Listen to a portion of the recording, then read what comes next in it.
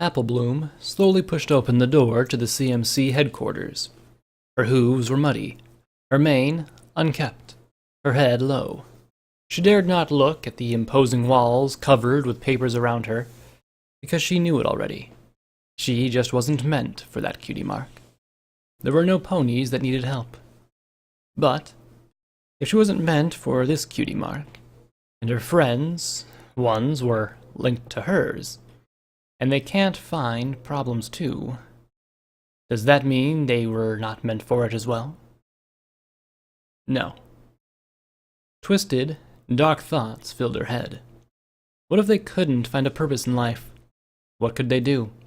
She considered asking Starlight Glimmer to remove their cutie mark for them, but she knew that Starlight would refuse anyway because she was changed. The Korra's potions only gave a cutie mark, not remove it. Twilight will definitely not agree with this idea. There leaves only one choice: to do it herself. She knew that Rarity kept a pair of scissors, sharp, small, and precise, for trimming cloth. She trod over to Rarity's carousel boutique, and politely knocked on the door. "Coming!" Rarity trilled, and after a few moments, Apple Bloom could hear hoofsteps thumping down the stairs, and Rarity opened the door. "Welcome to Rarity's boutique, where everything is... Oh, hello, Apple Bloom, I didn't see you there. Come in! Sweetie isn't home right now, what do you need?" Apple Bloom faked a smile. "Do you mind if I borrow a pair of scissors? Those small ones?" she asked. "Sure. What do you need them for?" Rarity asked. "Oh, some art project that I need to do for school." "You sure you don't need help? I'll be really glad to help you design your project." "It's fine." Apple Bloom smiled and accepted the scissors Rarity handed to her, and trod away, ready to begin. "I really love crocheting that scarf. It was so much fun. I think I'm gonna go back and do it again," Sweetie Belle exclaimed as she was walking back to the CMC clubhouse with Scootaloo. "So, Scoots, you enjoy your bungee thing?" "Yeah, second best thing to scooting. I loved it," Scootaloo replied. "I should try it again, too. It feels so awesome, like I'm going to do some awesome dive when I'm jumping down." They trod up the stairs and opened the door. They froze. Apple Bloom was standing there, right in front of the door, holding a pair of scissors and a grin on her face. "Hey, girls." "Oh, hey, Apple Bloom. How was your activity? Did you find anything to do?" Scootaloo nervously took a step back. Apple Bloom turned her head around and gestured to a pitch-black room. Scootaloo and Sweetie Belle took a step forward into the room. Suddenly, they heard the door slam shut and a lock click behind them. Sweetie jumped and startled. Apple Bloom?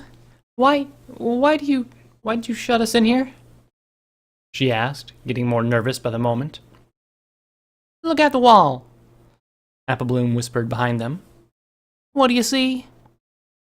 A light bulb turned on and the two fillies looked at the wall in front of them. On the wall was what looked like hundreds of pictures, all hastily drawn and marked with scraggly crimson X's on them. They looked up at the roof and all the other walls, and saw that they were covered with pictures too. "No matter how much I tried, I still can't find something I can do. Sweetie, even the scarf you made was not pretty. Scootaloo, I admit that you failed several times, see? We're not good at anything. Our cutie marks are useless. We have no problems to solve. So I have 'em." Apple Bloom's grin became more wider and sinister by the second. Her voice became maniacally insane. She snipped the scissors in the air a couple of times. Suddenly, the lights went out again. It was only a few seconds before Sweetie heard a desperate scream from Scootaloo behind her. Suddenly, she could hear scissors cutting through something. Not paper. Was it skin? Sweetie blanched at the thought. She could hear the panicked breaths of Scootaloo slowly fade into rhythmic, small breaths. "You're insane!" Sweetie Belle yelled. Sweetie suddenly choked, a hoof around her neck, and the hoof shoved her to the floor and put her firmly there. She could see the scissors glinting in the dark, and she broke into a cold sweat. A piercing pain hit her flank, and she screamed. She could feel the scissors snipping, and she couldn't do anything about it. The pain escalated to something she didn't seem possible. But right when she was about to sink into unconsciousness, she heard a rip. On her flank. She could feel veins and muscles disconnecting with skin, blood dripping down her flank. But she was too weak, and could only groan in pain. Sweetie heard the sound of a knife being unsheathed. She could feel it repeatedly going in her chest. "I'm only doing this for our friendship," Applebloom yelled between stabs. She thought she was dying, because she heard a door burst open and light fled in from outside, and some pony was retrieving her to go to heaven. Then she faded into blackout. Applebloom looked down, and saw what she had done, but it was too late. There was no going back. Her sister was standing in front of her, shocked. A week later, Applejack and Big Mac were walking to the local Ponyville hospital. They tentatively pushed open the door, walked down the hallway full of rooms, and walked down the stairs into the basement. The MHCA, or Mental Health Care Area. Right now, there was only one pony there, Applebloom.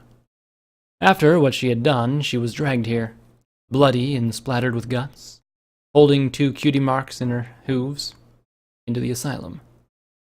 Applejack and Big Mac looked through the window into a room and saw Applebloom straining against the straitjacket she was wearing, an insane look on her face, her hair messy.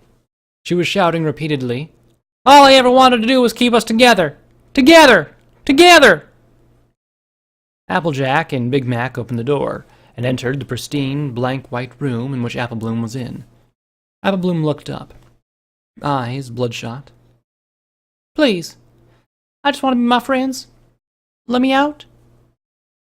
Applejack knelt in front of her sister and looked in her eyes. Applebloom sat still and met her eyes. Tears fell from Applebloom's eyes, and she knelt, her head in sadness. I just want to be together. Together? I know they're outside, waiting for me. We can do everything together." Applejack left Applebloom alone in her mumbling.